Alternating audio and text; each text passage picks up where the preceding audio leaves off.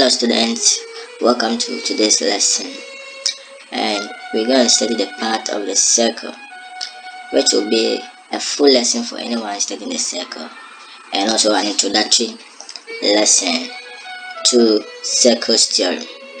So let's get to the first aspect of the circle, which is the circumference. The circumference.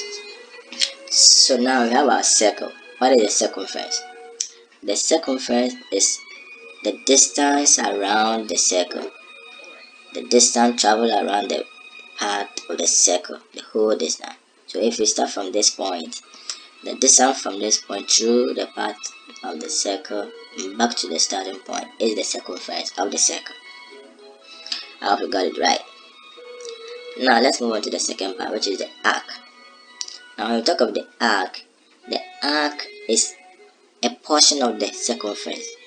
So the whole of the part of the circle, the path traveled around the circle, is the circumference, but a portion of it is an arc. So for instance, from this point to this point here is an arc because it's a portion of the circumference. From this part to this short distance is also an arc. From this point to the part here to this point is an arc because it's a portion of the circumference, not the whole circumference, but a portion or part of it. So that is an arc. Now the third part of the circle we want to talk about is the radius. So quickly, we have them already here. The radius is any line drawn from the center of the circle to touch the circumference. Any line drawn from the center of a circle to touch the circumference. Any line drawn from the center of the circle to touch the circumference. Any line drawn from the center of the circle to touch the circumference. So all these lines that you are seeing, let me go back. All these lines that you are seeing, yes, are radius. So the plural is radii. This is a radius. This line is a radius. So is this line a radius, and the same this line, because each of them is starting from the center and then touching the circumference. From the center to the circumference, center to the circumference. I hope you got it. Alright. Now the fourth part of the circle that I want to talk about is the sector. What do you mean by the sector of a circle? The sector of a circle is an area or a part of the circle that is bounded by two radii and an arc. Bounded by two radii and an arc. So when we look at this area here, we say the sector is bounded by two radius and an arc. So we have this radius as 1, this radius as 2, and this arc. So the area here is termed as a sector. Please, I hope you are right. Let's look at another sector from this diagram, same diagram. When we come here, we have this is a radius, and then from this part to this side too is a radius. Then from this part to this side is an arc. That is a portion of the circumference. So this area here is also a sector. The same way, when we come to this side too, we have from the distance of the center here to this part as a radius. From this part to this side is also a radius. And then from this point here through the part of the circle to this side is an arc because it's part or a portion of the circumference. So we can term this area as what? A sector. I hope you are clear. Good.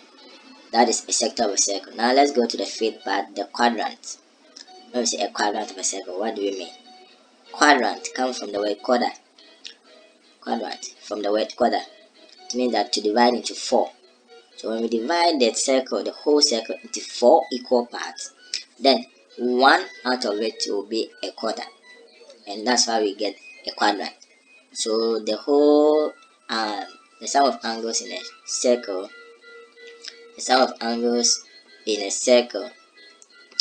is 360 degrees. So if we have that divided by 4, that is in 4 equal parts, we will have one angle to be 90. So if we have a portion of the circle or an area of the circle with 90 degrees, then we say that that area, in this case this area here, is a quadrant because it will divide the circle into 4 equal parts with the angle measure of 90 degrees. Mind you, the quadrant is a special sector because we said sectors are bounded by 2 radii, that is we have 1 and then this side 2, and an arc. So this area here is a special sector called the quadrant because the angle is what, 90 degrees. I hope you are clear on that. Okay, let's move on to the chord of a circle. So we have our chord here. Now the description for a chord or definition is a chord touches the circle at 2 points. Any straight line that touches the circle at 2 points. So this line is touching the circle or touching the circumference at 2 points. It's touching it at this point here and at this point here. Therefore, this line is described as a chord. Now let's take a look at this radius. Can we describe it as a chord? No, because it's not touching 2 points on the circumference.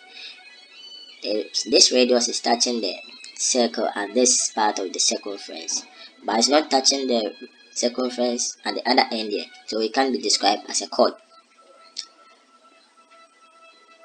Is this line a chord? No, because it touches the circumference at this point but doesn't touch the circumference at the other end, so it's not a chord. A chord always touches 2 points on the circumference, so we have this place and that place. Let's move on to the next one, which is the diameter of a circle, which from we know that the diameter divides the circle into 2 equal parts or 2 semicircles. So you have this part and then that part. This is the diameter. The diameter is a special chord. The diameter is a special chord that passes through the center of the circle. What did we say a chord is? A chord touches 2 parts of the circumference. So you have this part and that part. The diameter touches the 2 points on the circumference and then passes through the center, making it a special chord. It is the only chord that passes through the center. Please take note of that. The diameter is the only chord that passes through the center of the circle. Okay, so we have our diameter. We can have a chord from this side of the circle. Let me see if I can use a pen. Good. We can have a chord from this point of the circle to this point of the circle. This is just a rough sketch. It should be a straight line, so just take note of that. From this end to this end is also a chord because it is touching the circumference on 2 points. I hope you get the meaning of a chord. And that's why the diameter is a special one, because it is the only one passing through the center of the circle. Alright, let me quickly erase this ink and let's go back to the next one, which is a segment, and that will be the last part of the circle we'll be discussing for now. Segment. What is a segment of a circle? A segment of a circle is an area bounded by a chord and an arc. An area bounded by a chord and an arc. So let's look out from the diagram. We have this area. Let me highlight it so that we see it well.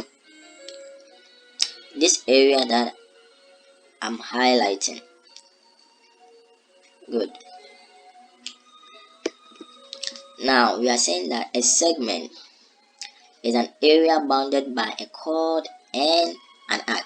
So we have our chord here and then our arc from this part to this distance. The area bounded by these two is what we term as the segment of the circle. Now if you can visualize it very well, you will see that once this shaded part or this segment is here, you will have another bigger segment, because now if apart from this shaded area, The other part of the circle, which is this whole area here, is also a segment. Why? Because it is bounded by a chord, which is this one, and an arc from this place through this distance is one arc. So from this place through this distance to this point here is one arc, and then this chord. So the white area here, or the bigger area here, is a segment, and this part with the yellow highlight too is a segment. So anytime you have a segment, you will have a minor segment, which is the smaller one, and then a major segment, the bigger one. I hope you are seeing it clearly. Let me go over again. If you have a segment, we always have two at a time. So we have the minor segment, which is the smaller one being highlighted in yellow, and then a major segment, the bigger one, which is excluding the shaded part. The other part of the circle here, excluding the shaded part, becomes the major segment. That will be all for today. The part of the circle. Be familiar with them so that in our subsequent lessons we are going to use them in proving the theorems. That's the circle theorem. Until then, have a wonderful stay, and then do well to subscribe to my YouTube channel. Click the subscribe button at the end there, and then click on the bell icon to get notification anytime new videos are being posted. Thank you for your time, and see you on our next lesson.